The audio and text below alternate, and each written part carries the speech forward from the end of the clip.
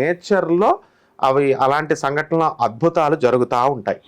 కాబట్టి దీనికోసము సోషల్ మీడియాలో మొత్తం ప్రపంచవ్యాప్తంగా ఉన్నటువంటి జ్యోతిష్కులు అందరూ కూడా భయపెట్టేస్తున్నారు. మీకు ఇలా జరుగుతుంది అలా జరుగుతుందని.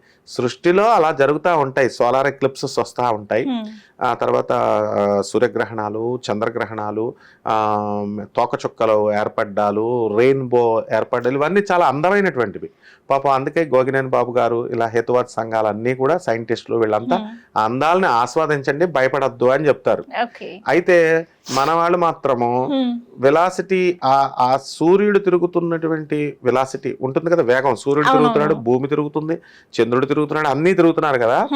వాటి యొక్క వెలాసిటీ ఏ యూనిట్స్ లో వీటిని కొలుస్తారో కూడా తెలియనటువంటి వాళ్ళు కూడా భయపెట్టేస్తున్నారనమాట. కాబట్టి ఏ భయము అవసరం లేదు.